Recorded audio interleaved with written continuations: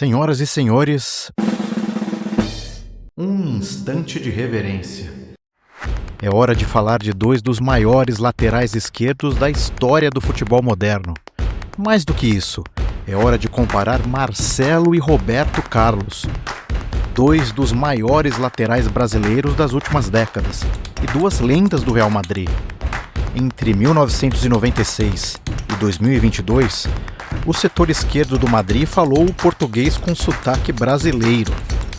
Foram mais de 25 anos de presença em verde e amarelo. Roberto Carlos e Marcelo não foram apenas laterais. Eles redefiniram a posição e se tornaram pilares de duas das eras mais vencedoras do Real Madrid. Um sucedeu o outro. Um mentorou o outro. E ambos se tornaram ídolos incontestáveis, cultuados até por companheiros como Zinedine Zidane e Cristiano Ronaldo, e temidos por qualquer defensor que ousasse cruzar seus caminhos. Neste vídeo vamos mergulhar em uma análise técnica e histórica. Quem foi maior com a camisa merengue? Para essa comparação, a gente vai se focar no que ambos realizaram pelo Real Madrid, deixando de lado a seleção e outros clubes. Vamos dividir essa batalha em 3 rounds: estatísticas, conquistas e impacto no jogo. E fica a promessa, ao final desse vídeo, teremos um veredito.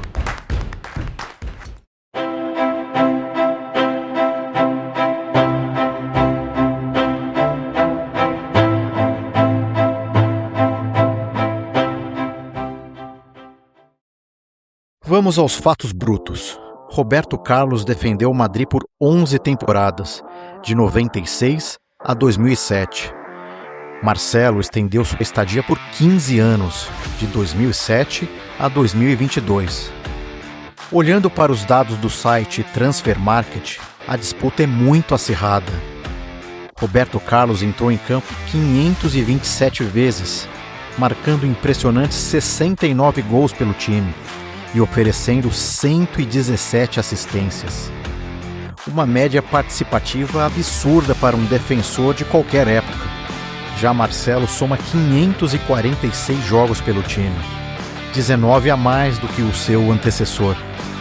Ele balançou as redes 38 vezes e serviu seus companheiros em 104 oportunidades. Mesmo Marcelo tendo jogado mais partidas, Roberto Carlos mantém uma ligeira vantagem estatística em termos de gols e assistências. Roberto era uma arma de finalização direta, já Marcelo, mais um construtor de jogadas. No papel, Roberto Carlos vence esse primeiro round, mas por um pequeno detalhe. Mas os números não contam a história toda. Agora, quando o assunto é sala de troféus, o peso do ouro pende para um dos lados. Para manter a análise justa, vamos desconsiderar as Supercopas de jogo único e focar nos grandes campeonatos de longa duração.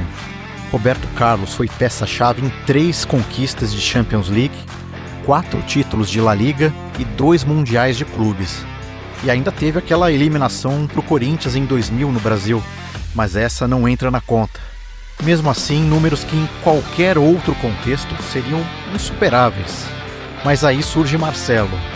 O brasileiro se despediu do clube como o jogador com mais títulos na história da instituição, pelo menos até aquele momento.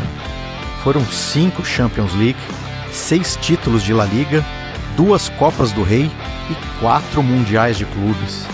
A performance de Marcelo na Europa naquela década de 2010 é algo para se aplaudir. Se o critério for peso da medalha no pescoço, a vantagem aqui é do camisa 12.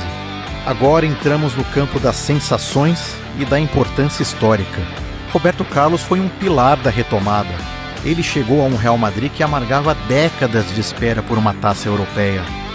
Ele foi o motor que recolocou o clube no topo, sendo o segundo melhor jogador do mundo em 1997 na eleição da FIFA. Um feito raríssimo para um jogador de defesa. E quem não se lembra daquela corrida desenfreada para cruzar a bola que resultaria no gol imortal de Zinedine Zidane na final da Champions League de 2002. Roberto Carlos era um medo em forma de chute potente e bola parada. Por outro lado, temos o camisa 10 da lateral. Marcelo levou para a lateral um refinamento técnico que poucos meio-campistas no mundo possuíam. Ele não era apenas um defensor. Ele era o arquiteto que permitia que Cristiano Ronaldo focasse apenas em finalizar. Marcelo foi um dos maiores garçons da carreira de CR7. Além disso, mostrou resiliência, venceu a desconfiança inicial e terminou como um dos capitães do maior clube do mundo. Ele provou ser o jogador mais completo tecnicamente que a posição já viu. Bom, chegamos ao momento decisivo. Marcelo teve o desafio ingrato de substituir uma lenda viva, quando ainda era apenas um menino vindo do Fluminense. E ele não apenas substituiu, ele expandiu o legado. Mas há um fator de desempate silencioso. Roberto Carlos não foi apenas o antecessor, ele foi o mentor. Em sua última temporada, o lateral do Penta acolheu Marcelo, ensinou os atalhos do Bernabéu e preparou o terreno para que o sucesso continuasse. Roberto Carlos foi o arquiteto da transição. Ele ajudou a resgatar o orgulho do madridismo nos anos 90 e ainda garantiu que o futuro estivesse em boas mãos. Em entrevistas, ambos fogem do rótulo de melhor. Marcelo diz que Roberto merece esse status. Roberto diz que Marcelo superou. A verdade é que eles estão no mesmo patamar. Não tem resposta certa para essa pergunta. É praticamente um empate técnico. Mas, como prometido, não vamos ficar em cima do muro. Pela importância de ter sido o pioneiro da revolução da posição, pelo chute que parava o tempo e por ter pavimentado o caminho para tudo que veio depois, Roberto Carlos leva essa comparação do Código Madrid. No fim das contas, quem venceu foi o Real Madrid, que por 26 anos teve a certeza de que o lado esquerdo estava resolvido. Isso mesmo entre altos e baixos que ambos tiveram pelo clube. Não foram só glórias, mas assim é o esporte. Mas e para você? A técnica de Marcelo ou a potência de Roberto Carlos?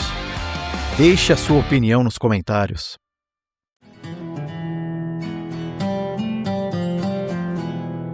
Antes de encerrarmos, um compromisso. Todo o conteúdo que você vai ver neste canal é extraído de fontes sérias, documentos oficiais e da ala mais respeitada da imprensa internacional. Aqui a gente fica com a precisão. E vem muito mais por aí. Episódios históricos que mudaram o futebol, debates sobre personagens brasileiros do clube e, claro, as grandes estratégias de negócios do Real Madrid.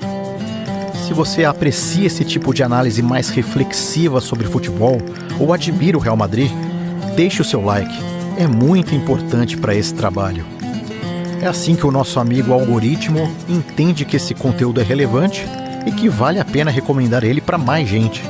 E se você quer continuar decifrando os bastidores do maior clube do mundo, se inscreva no canal e junte-se ao nosso debate. Esse é o Código Madrid. Nos vemos no próximo vídeo.